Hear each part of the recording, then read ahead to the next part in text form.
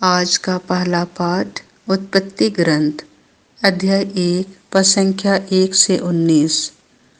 ईश्वर ने कहा और ऐसा ही हो गया। प्रारंभ में ईश्वर ने स्वर्ग और पृथ्वी की सृष्टि की।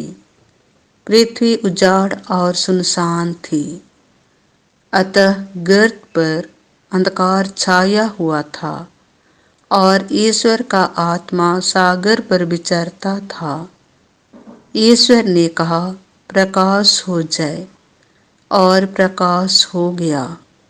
ईश्वर को प्रकाश अच्छा लगा और उसने प्रकाश और अंधकार को अलग कर दिया। ईश्वर ने प्रकाश का नाम दिन रखा और अंधकार का नाम रात। संध्या हुई और फिर भोर हुआ, यह पहला दिन था। ईश्वर ने कहा, पानी के बीच एक छत बन जाए जो पानी को पानी से अलग कर दे, और ऐसा ही हुआ। ईश्वर ने एक छत बनाई और नीचे का पानी और ऊपर का पानी अलग कर दिया। ईश्वर ने छत का नाम आकाश रखा। संध्या हुई और फिर भोर हुआ, यह दूसरा दिन था। ईश्वर ने कहा, आकाश के नीचे का पानी एक ही जगह इकट्ठा हो जाए और थल दिखाई पड़े, और ऐसा ही हुआ। ईश्वर ने थल का नाम पृथ्वी रखा और जल समूह का नाम समुद्र, और यह ईश्वर को अच्छा लगा।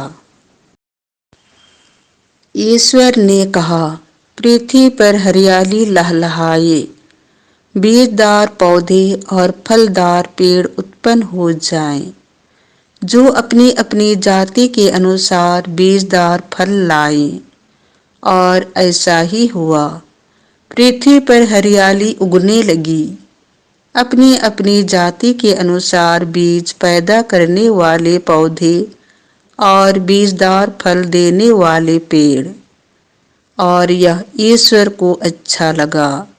संध्या हुई और फिर भोर हुआ, यह तीसरा दिन था।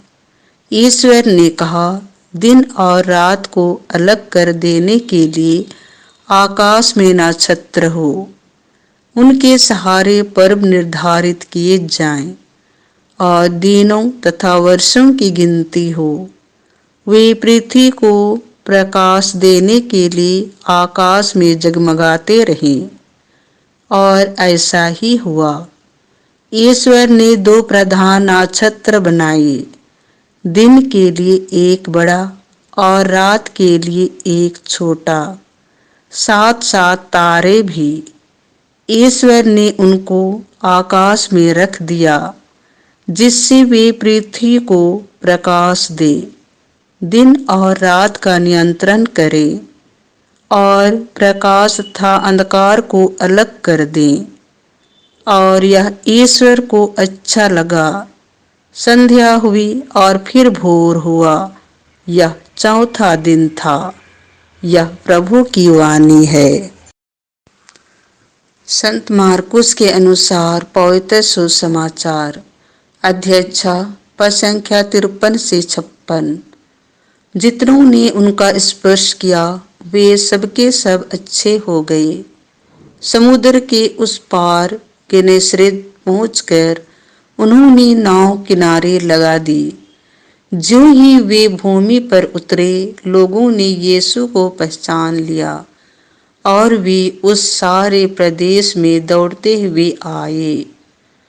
जहाँ कहीं यीशु का पता चलता था, वहाँ वे चारपाइयों पर पड़े रोगियों को उनके पास ले आते थे। गांव, नगर या बस्ती, यीशु जहाँ कहीं भी आते थे, वहाँ लोग रोगियों को चौकों पर रखकर अनुनय विनय करते थे कि वह उन्हें अपने कपड़े का पल्ला भर छूने दे। जितनों ने उनका स्पर्श किया वे सबके सब अच्छे हो गए। यह प्रभु का सुसमाचार है।